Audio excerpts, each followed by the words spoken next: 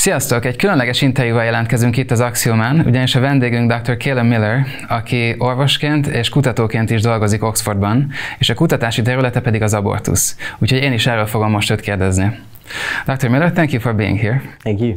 In Hungary, we tend to hold British scientists in a very high esteem. So let me ask you, as a British scientist, when does life begin?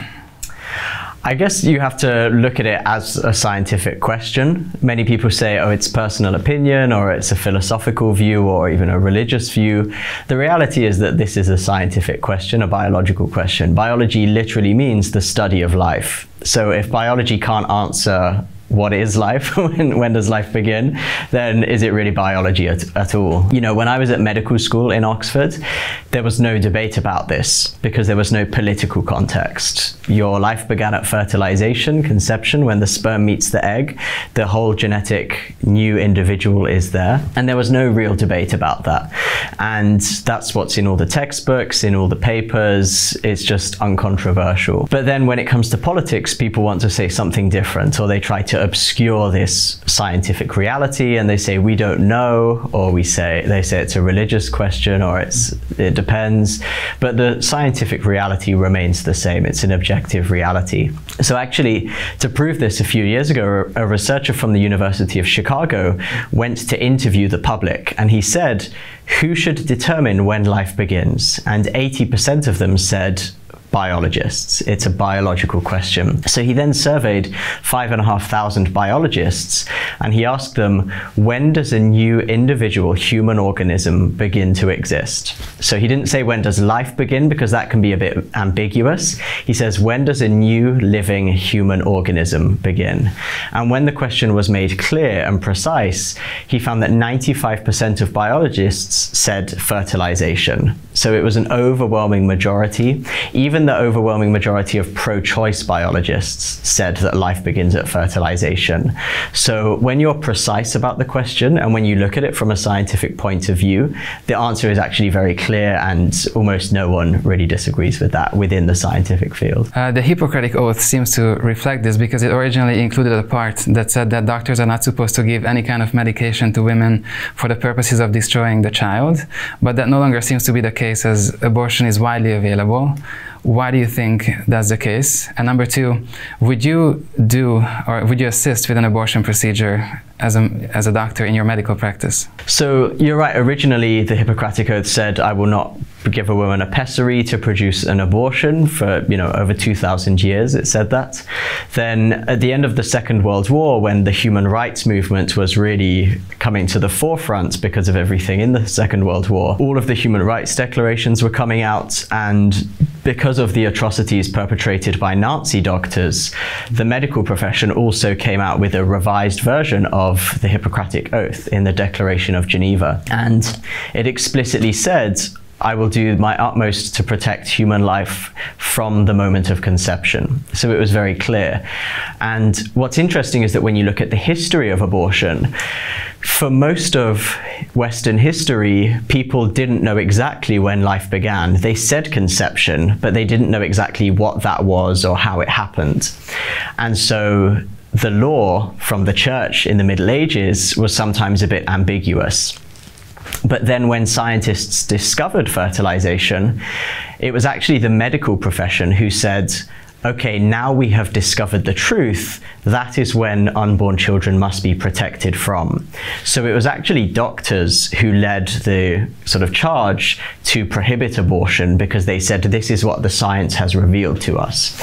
And as I said, the Declaration of Geneva said, you know, we have to protect human life from conception, and it says that abortion is one of the worst crimes that a doctor can perform. And gradually that has changed, sadly, because of the politics and because ideology has come into the medical profession, which goes against the fundamental heart of the medical profession to protect life. So for all of those reasons, and many others, because it ends the life of a human being, because it's bad for women, I would not do an abortion, I would not facilitate an abortion, I would not take part in an abortion, and this is really because how could a doctor do that? It's something that goes against the fundamental basis of the medical profession, which is to preserve life and to help people rather than to end life. So I think it's very important that doctors of any religious background or no religious background, I think it's really important that all doctors realize what medicine is about, which is about protecting life, and therefore that abortion is not consistent with that. So is it correct that it was mainly scientific arguments that convinced you, and how you arrived at this conclusion? Yeah, so in the same way that it was the scientific arguments that convinced all the other doctors 200 years ago that life began at fertilization and therefore abortion was bad, that was the same thing that convinced me. It was looking at the science, looking at the arguments, and then this idea of human equality. Because, again, I didn't come at it really from a religious basis. What I said was, are all human beings equal or not? Most people think that they are. We like to think we believe in human equality. And what that means is that we have to treat every human equally. They have the same fundamental rights, they have the same fundamental freedoms, and they have the same value and dignity that we have to respect and protect. And therefore, the question was really simple when it comes to abortion. The question is just, is this a human being? If it's not a human being, then it's not equal, so it doesn't matter as much. But if it is a human being, then we have to protect it the same way we would protect any other human being. So for me, it was really a mix of believing in human equality on the one hand, and then the scientific arguments on the other hand, showing that this is a human being. And when you put those two together, there's really no other conclusion except the pro-life perspective. So that's what convinced me when I was at medical school. In Hungary, abortion is readily available until week 12 into the pregnancy, or in some cases week 24. What does a fetus look like at week 12? So by the 12th week, the baby has all of its major organs and it has all of the systems in the body, and the main thing left is just for those to develop and grow further. So if you look at a baby at 12 weeks, it will have a bigger head than normal because the brain is one of the fastest growing organisms, but otherwise it will look very, very similar to any other baby. It's clearly recognizable as a baby. And we know that, the heart begins to beat at just 3 weeks or maybe even 2 weeks after fertilization. We know that the baby begins to breathe or practice breathing at 8 weeks after fertilization. We know that the baby can probably feel pain just around week 12, but some people think it's a bit earlier. So the baby is very well developed at this point, and then of course later in pregnancy the baby develops even more spectacularly. So yeah, 12 weeks many people think is very early and is quite moderate, but when you look at a baby at 10 weeks in the womb, for example, it's very clear that this is a living human being. It's very clear much earlier than that. So it's something that I think people need to know more about, just how quickly this baby develops, because it really develops much more quickly than many of us think. The Hungarian government recently passed the so-called heartbeat decree, which basically makes it mandatory for women to be informed of the baby's life functions, which is usually the heartbeat, before proceeding to have an abortion. What do you think about this type of regulation? I think it's a good idea, and I think first and foremost because women have to be informed about what abortion involves. One of the most fundamental principles of medical law and medical ethics that we learn at medical school is that in order to do something to someone, you have to get their consent. That's what most people believe or should believe. It's a big, when it comes to sexual harassment, for example, consent is widely known to be crucially important. And so consent is at the very heart of medicine and medical procedures. Now, the second thing you learn about that is that consent, in order to be valid, has to be informed. So if I do something to someone and I tell them wrong information about it, or in the case of sexual assault, if you pretend to be someone else or if you deceive or manipulate someone, it's not valid consent. Consent has to be informed. Likewise, if I perform a medical procedure on someone, if I don't tell them the truth about that medical procedure or about what it does or about the consequences or about the risks, then I have not got valid consent from them. I've effectively deceived them into doing it, which is a really serious violation of their autonomy and integrity and dignity. And therefore, although of course I oppose abortion generally because it ends a life. If it is going to happen, and if some people do see it as healthcare, then at the very least, you should say that in order to really uphold women's choice, if that's what you believe in, women have to be fully informed. And I think this law is one step towards informing women about the consequences of abortion. They need to know that it ends a life, that the life has a heartbeat, and that can be demonstrated by hearing it. There are many other things women should be told as well that they're often not, like the mental health consequences, the physical risks, the benefits of having a child, the alternatives to abortion like adoption or financial support. In my country, at least, women are very rarely told the whole truth about what they should know in order to make an informed decision.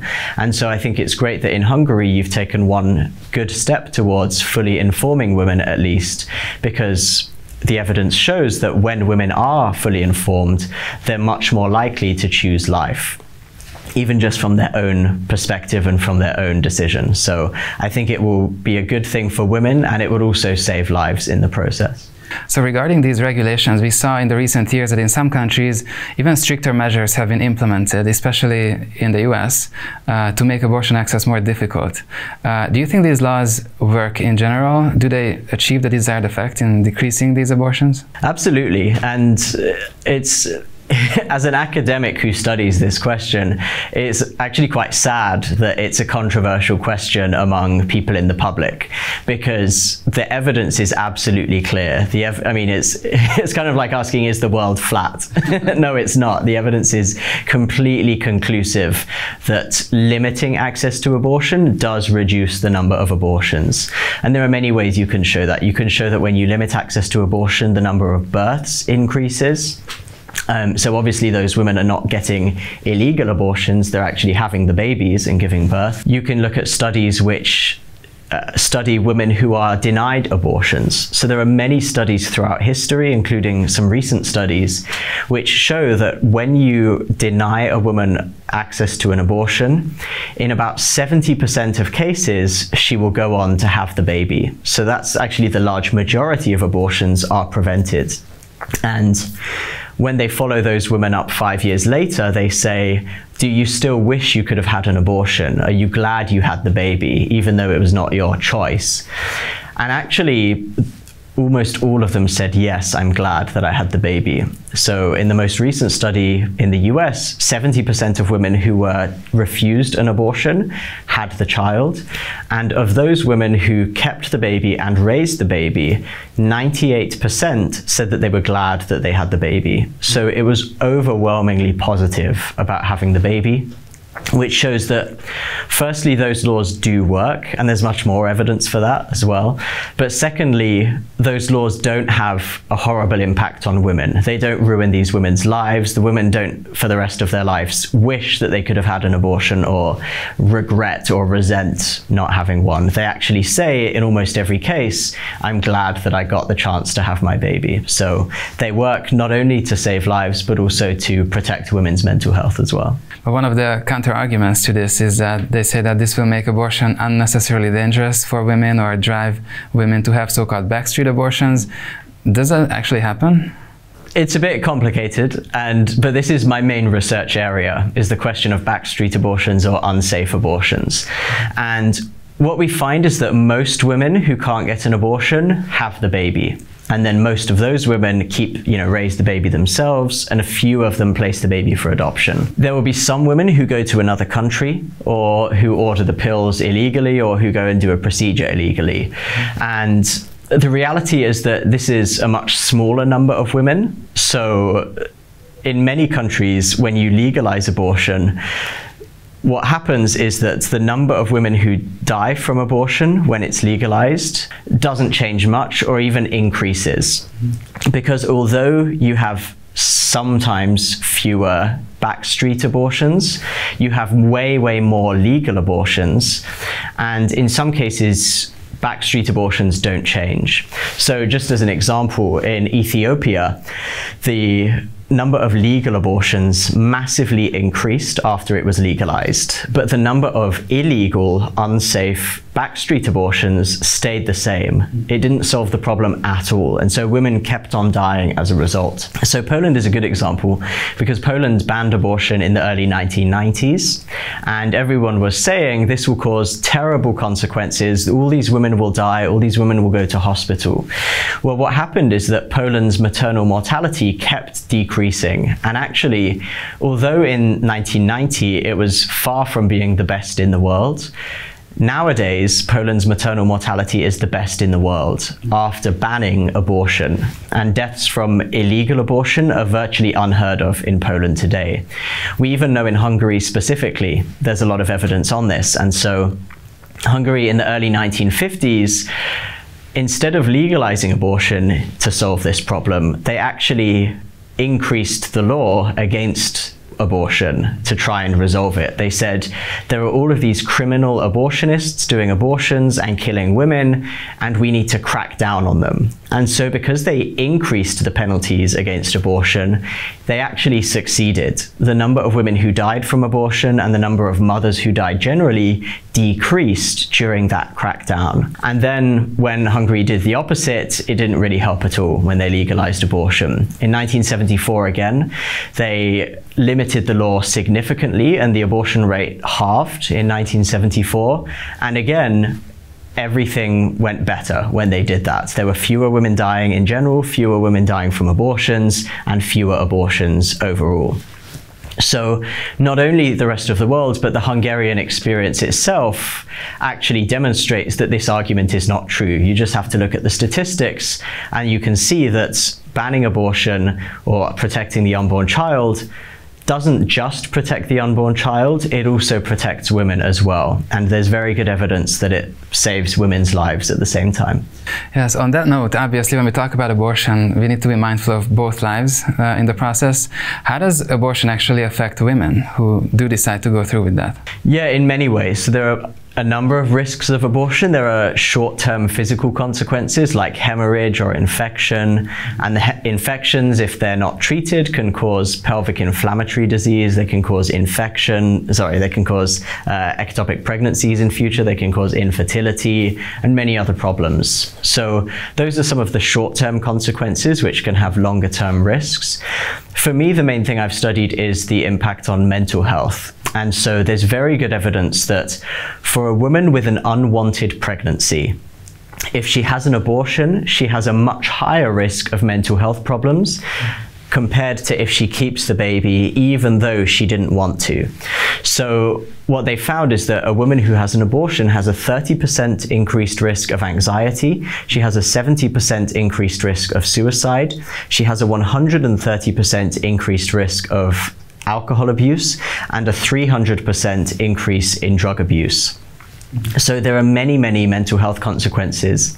And in a society and a culture which is increasingly concerned about mental health and where we increasingly see mental health problems, it should be much more widely recognized that abortion is one of the key causes of this mental health epidemic because abortion is so common. In my country, 1 in 3 women will have an abortion in their lifetimes, and many of them will have mental health consequences as a result.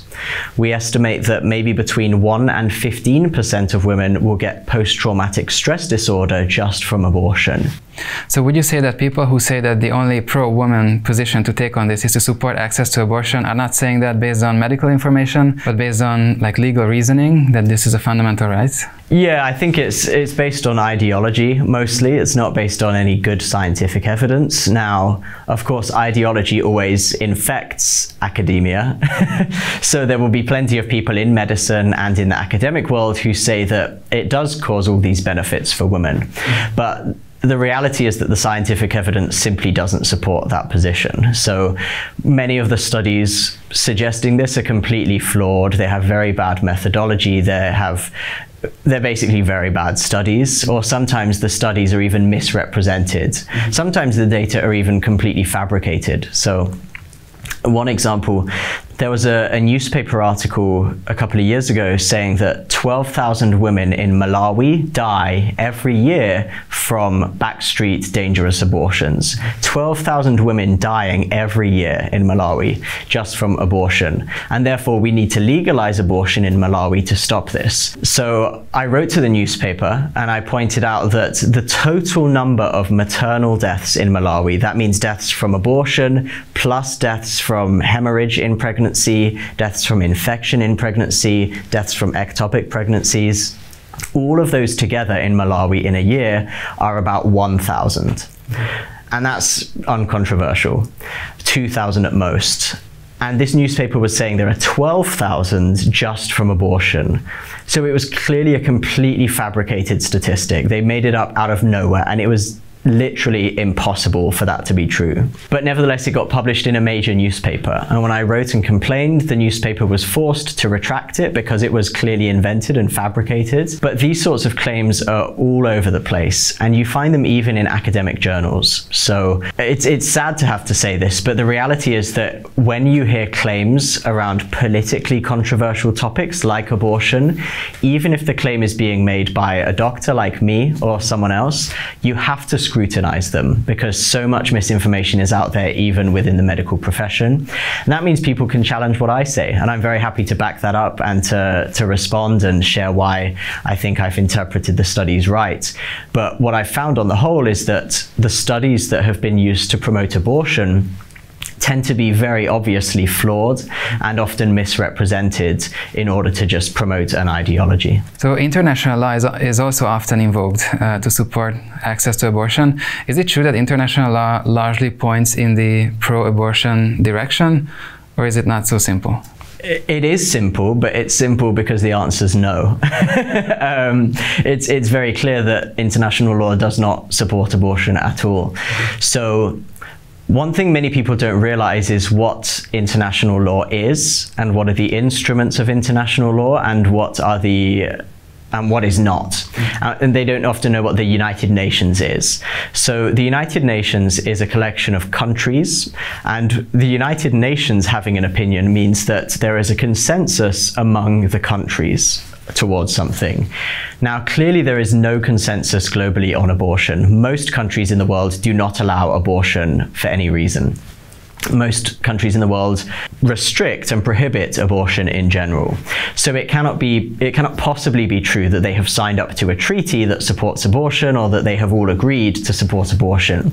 What you find is that certain agencies of the United Nations, which are generally unelected bureaucrats, they sometimes say that there is a right to abortion in international law, but they are unelected, they have no real authority, they do not speak on behalf of the United Nations, they don't speak on behalf of the countries, and their opinions are completely non-binding, and they're basically opinion pieces, glorified opinion pieces. So sometimes those groups will say that there is a right to abortion, but when you look at the actual treaties of international law, which are the actual things that constitute international law, they say nothing about abortion at all, and they actually say a lot about the right to life.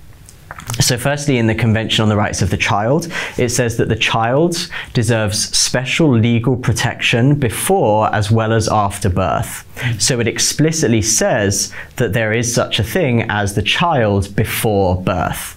Moreover, in another convention, it says that the death penalty could be permitted under international law. There's no blanket prohibition on the death penalty in international law.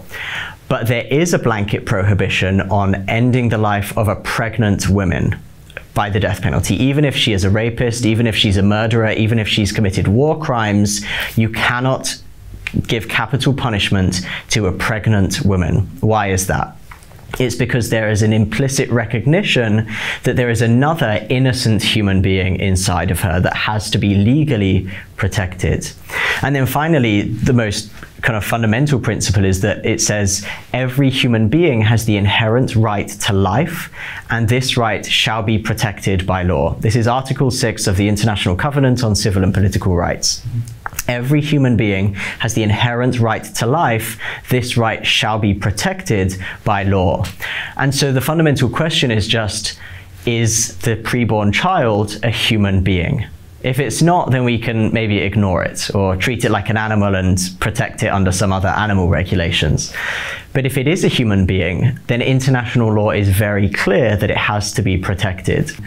So Leslie, let me ask you about young people, because in Hungary it is very uncommon for high school, university age people to be pro-life, because obviously for them having a pregnancy while they are still studying or just starting out, they would say that not having abortion as an option is just unthinkable. How would you encourage young people to still consider the pro-life perspective? I think I would say that young people have often in our world an incredible sense of fighting for justice and fighting for the marginalized and vulnerable, even if that means making certain sacrifices. So, you know, we see young people going out to protests, getting arrested, things like that. I don't always condone that, but young people realize that justice is important, that human rights are important, and that sometimes that means some sacrifice. And that can be difficult, so I completely sympathize with those hesitations. But the reality is that this is something that is fundamentally about human rights, about justice, and that's not always convenient. Sometimes fighting for what is right can be difficult. And so we have to focus on what is right, because that is much more important than doing what is convenient. You know, I might say that, you know, if I kill one of my classmates, then I will get the best grade in the class and I will get a better career in the future. Like it might be true, but if I could do it, you know, sneakily without anyone finding out, but it's clearly wrong. You just shouldn't do that. And so the principle is the same. As convenient as abortion might be, it's fundamentally something that ends the life of another human being. On the other hand, I don't want to be too negative and say that there's a conflict between doing what is right and succeeding in life. And actually, I think this is one of the biggest lies that young people get told, is that if they have a baby, it will ruin their life. The reality is not like that at all. In fact, especially for the poorest people in society, having a baby is often the thing that gets them back on their feet, gets them an education, gets them employed in the first place. And we know that at the very lowest levels of socioeconomic status, babies are actually one of the most powerful things to get people an education and get employment, get off drugs and get off alcohol and that sort of thing. For people in the middle even, I think we often underestimate what people are capable of and what women are capable of especially. And so honestly, when we look at the reality of people who have babies, if they're in university, for example, or at the very beginning of their careers, they are actually able to do amazing things, and they're able to flourish if they put the work in, and especially if they have a supportive partner. So this is where men need to step up as well at the same time. But when they do, when the family stays together and when everyone commits, you can actually achieve so much more. In fact, what the studies show is that, yes, in the very earliest years of a child's life, you might fall a little bit behind in your work, in your career, and so on. But the evidence also suggests that later in your career, you make that up and you actually gain from having a family, because you have the emotional support, you have better time management skills, and so on. Now, one of the most amazing things I've read about this and written a little bit about is the way that having a baby actually changes your brain to make you smarter and to make you better at time management, to make you a better manager in the workplace, in the corporate context, to give you all sorts of different skills. There's fascinating neuroscientific research showing that when women become mothers, they become better managers, they become better at time management, and many, many other things. And so I suppose all of that to say, it's not just a case of this conflict between having a baby and having your career and succeeding in that. The reality is that they can work together even if you don't expect it. And the reality is that women are actually much more capable and resilient and able to achieve both, even if they're quite young, than we often expect. And the reason they're normally held back is because of discrimination against mothers and because of unsupportive fathers. And so the way to fix that is not to end the life of children. The way to fix that is to stop discriminating against mothers and to encourage and make sure that men are also there supporting them at the same time. And when we have that set up, which is a real solution, then women flourish way, way more than they would with abortion. So I'd encourage every young person to think through what is really the cost of abortion, what is really the benefit, and is it worth it? Because I think when you look at it, the cost is way, way too high because it's the cost of human lives at its most fundamental. Right. Well, Dr. Miller, this is all the time that we have. Thank you so much for coming on and sharing your expertise with us. We really appreciate it. You're welcome. Thank you so much for having me. Nektek pedig köszönjük, hogy megnéztétek ezt az interjút. Ne felejtsetek el követni minket a Facebookon, az Instagramon, illetve a YouTube-on. A véleményeteket írjátok le a komment szekcióban. Később találkozunk. Sziasztok!